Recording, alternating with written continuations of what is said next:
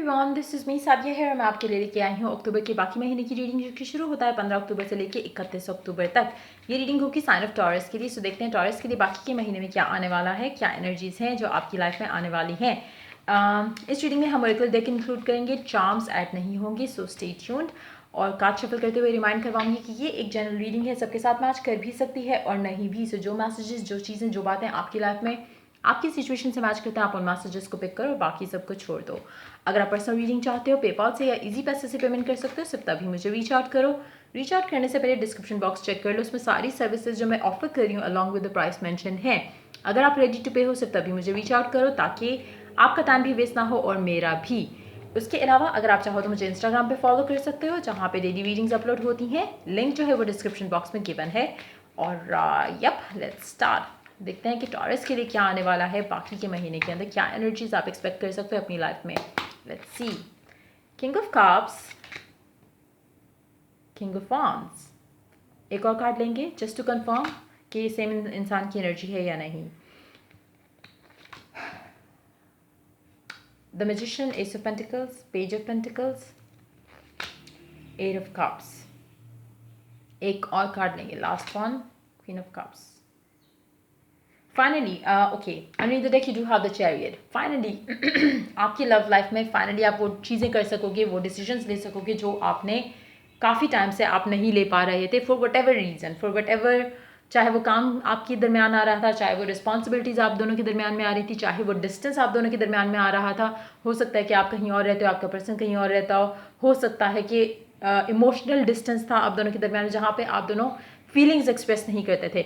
हो सकता है कि आप में से कोई एक इंसान इस कनेक्शन को लेके कभी भी उस तरह से प्रैक्टिकल नहीं रहा, उसने कभी इस चीज़ को प्रैक्टिकली एक्सेप्ट नहीं किया था कि ये रिलेशनशिप कुछ बढ़कर हो सकता है। तो इन दैट सिचुएशन टू, कोई भी सिचुएशन जो भी आपके लिए एप्लीकेबल है आपकी सिचुएशन के हिसाब से, अब वो दूरियां जो थी आप दोनों के दरमियान में वो ख़त्म होने वाली हैं। हर वो चीज़ जो भी एक रीज़न बना रहा आप दोनों के दरमियान में, और इट सीम्स लाइक कि काफ़ी टाइम आप दोनों के दरमियान में एक चीज़ रही जिसकी वजह से आप दोनों कभी एक दूसरे के साथ नहीं हो सके।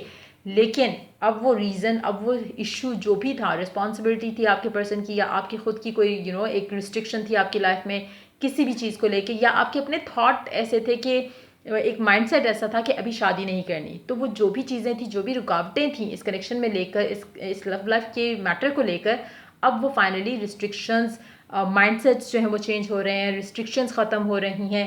फाइनली आप डिसाइड करोगे कि नहीं, मुझे ये इंसान चाहिए, मुझे इससे प्यार है, मुझे इससे इट्स शी या he is not just my passion but I love that person. वो फीलिंग आपको बहुत ज़्यादा स्ट्रांगली फील होना शुरू हो जाएगी टूवर्ड्स दिस पर्सन जिसके साथ भी आप डील कर रहे हो।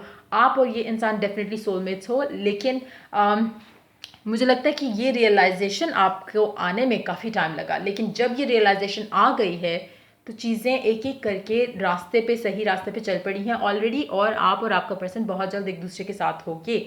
हर वो चीज़, हर वो इंसान, हर वो रिस्ट्रिक्शन जो आपके दरमियान में आया, चाहे आपका पर्सन काम की वजह से बिजी रहा और आपको टाइम नहीं दिया, चाहे आपका पर्सन फैमिली की वजह से या रिश्तेदारों की वजह से या पेरेंट्स की वजह से, जो भी रुकावट थी बेसिकली, जो भी वो चीज़ थी जिसने आप दोनों को दूर रखा हुआ था, वो अब आप दोनों के दरमियान नहीं आ सकती कभी भी, क्योंकि आपका पर्सन एक माइंड उसने बना लिया कि you are the one, then you are the one. मतलब ऐसा नहीं हो सकता कि एक दफ़ा उसने, जब उसने इतना टाइम लिया सोचने में, तो दैट मीन्स कि जो डिसीजन लेगा वो बहुत फाइनल होगा। तो बहुत स्ट्रॉन्ग चांस है कि ये इंसान ऑलरेडी डिसीजन ले चुका हो आपको लेकर, लेकिन अगर नहीं भी लिया तो एक एक इनर कॉलिंग उसको आ रही है to take this decision towards you. और ये इंसान by the end of October आपकी लाइफ में होगा, आपको ये प्रपोज कर चुका होगा आपकी लाइफ में। ये या तो आप इससे ऑलरेडी इंगेज हो चुके होगी या फैमिलीज इन्वॉल्व हो चुकी है, कुछ ना कुछ ऐसा सॉलिड हो चुका होगा by the time you reach the end of the month, जहाँ पे ये और आप फाइनली एक दूसरे के साथ हो। जो भी मुश्किलात, जो भी एक बिग गैप मुझे नज़र आ रहा है, वॉइड है राइट नाउ आप दोनों के दरमियान में, लेकिन ये आपको शायद लगेगा भी नहीं कि आप ये इजीली ये वॉइड जो है वो कवर अप कर सकते हो इतनी जल्दी या इतने कम टाइम स्पैन में। लेकिन चीज़ें ऐसे मूव होंगी एज सुन एज ये इंसान अपना प्यार एक्सप्रेस कर दे खुद के साथ पहले, कि हाँ एक्सेप्ट कर ले, एक कन्फेशन कर ले कि हाँ प्यार है। राइट नाउ इसकी एनर्जीज मुझे लग रहा है कि काफ़ी थोड़ी वो हैं जहाँ पे आप अपने आप को डॉज करने की कोशिश करते हो, या आप सोचते हो कि नहीं शायद इट्स नॉट लव, या एक क्लैरिटी नहीं है कि शायद उसको इस आप में या आपके साथ कनेक्शन आगे ले जाने में उसको उस तरह का एक चाहत है कि मुझे ये कनेक्शन आगे शादी की तरफ या रिलेशनशिप की तरफ जहाँ पे फैमिलीज इन्वॉल्व हो, एंगेजमेंट की तरफ या उस तरफ ले जाने का इसको शायद पता नहीं था कि इसका इंटरेस्ट है या नहीं। लेकिन अब जैसे ही ये बाकी का 15 से 20 तारीख का जो टाइम होगा, ये काफ़ी हद तक वो टाइम है जहाँ पे ये अपना डिसीजन बना रहे हैं टूवर्ड्स दिस रिलेशनशिप जो उनकी आपके साथ है। 20 तारीख के बाद ये डिसीजन ले चुके होंगे और 20 से 31 तारीख का जो टाइम होगा उस टाइम के अंदर ये इंसान आपको कमिटमेंट के साथ रीच आउट करेगा। आप या आपका पर्सन राइट नाउ मुझे लग नहीं रहा कि अभी आप दोनों के दरमियान में कम्युनिकेशन चल रही है। मुझे लग रहा है कि अभी डिस्टेंस है आप दोनों के दरमियान में, चाहे वो इमोशनल है, अगर आपकी कम्युनिकेशन भी होती होगी तो बहुत लिमिटेड होती होगी, जहाँ पे आप दोनों एक दूसरे के लिए फीलिंग्स या प्यार एक्सप्रेस नहीं करते। लेकिन जो भी दूरी है, जैसा मैंने कहा, चाहे वो फिजिकल डिस्टेंस है या फिर इमोशनल डिस्टेंस है, जो भी वो चीज़ है वो दूर हो जाएगी जैसे ही आप रीच आउट करोगे अपने पर्सन को।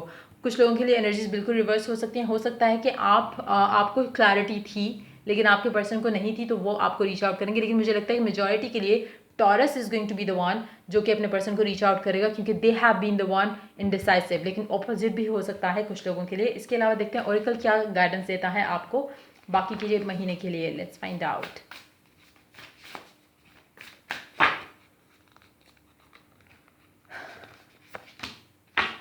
Demonstrate love. Find out what is important to those you love and act on it. अच्छा, आप लोगों के लिए हो सकता है कि इशू हमेशा से एक चीज़ का रहा हो कि आप और आपके पर्सन के दरमियान में एक उस चीज़ का डिफरेंस था, ओपिनियन का, लव और रिलेशनशिप्स को लेके। हो सकता है कि इस चीज़ का भी डिफरेंस हो। अगर आपका पर्सन दूर रहता है तो हो सकता है कि कहीं ना कहीं आप दोनों का जो डिस्टेंस है, आप चाहते थे कि आप हमेशा एक जगह पे सेटल हो और वो चाहते थे कि आप उनके साथ कहीं और मूव कर जाओ। वो भी एक इशू रह सकता है। तो उनको लगा कि शायद आप उनसे प्यार नहीं करते, लेकिन एक्चुअलिटी में वो आपको अंडरस्टैंड नहीं कर पाए, आप उनको नहीं कर पाए, क्योंकि दोनों एक डिफरेंट इंडिविजुअल्स हो। कहीं ना कहीं वो एक इशू भी रहा होगा जिसकी वजह से आप दोनों के दरमियान में दूरियां आई। लेकिन वो सारी दुनिया ख़त्म होंगी इसी महीने के अंदर। कैसे होंगी?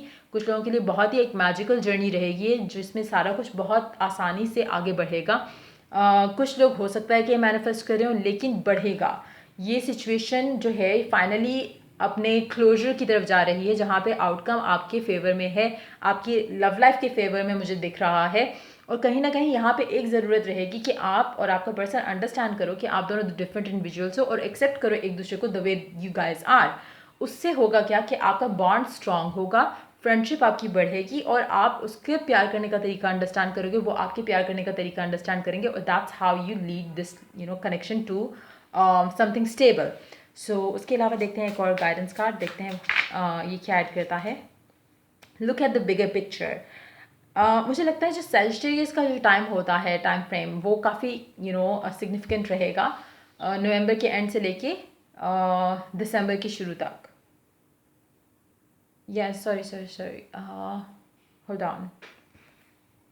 या आई वॉज राइट। नवंबर के एंड से लेके दिसंबर के एंड तक का जो टाइम होगा वो काफ़ी सिग्निफिकेंट रहेगा। I want to confirm the time frame for Sagittarius.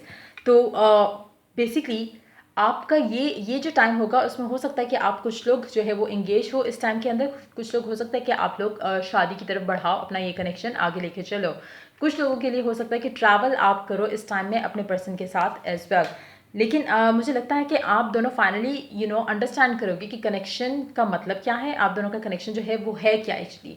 वो एक चीज़ क्लैरिटी डेफिनेटली आ रही है। दूसरा ये कि आप दोनों देख रहे हो कि ये छोटी छोटी बातें आप इग्नोर कर सकते हो। आपको ये देखना है कि what good can you have together. तो वो चीज़ें आपका फोकस रहेंगी। आप बिगर पिक्चर पे देखोगे और सोचोगे कि नहीं, हम ये बाकी छोटी मोटी चीज़ें जो है वर्कआउट कर सकते हैं, लेकिन हमें एक दूसरे का साथ ज़रूर चाहिए। सो ये एक एनर्जी रहेगी आप लोगों के दरमियान में बाकी के महीने के बाकी के महीने में। सो अगर आपको हेल्प किया हो, गाइड किया हो, और अगर आपको पसंद आई हो रीडिंग तो लाइक शेयर और सब्सक्राइब जरूर करो। Till I do the next reading for you guys, take care, bye bye.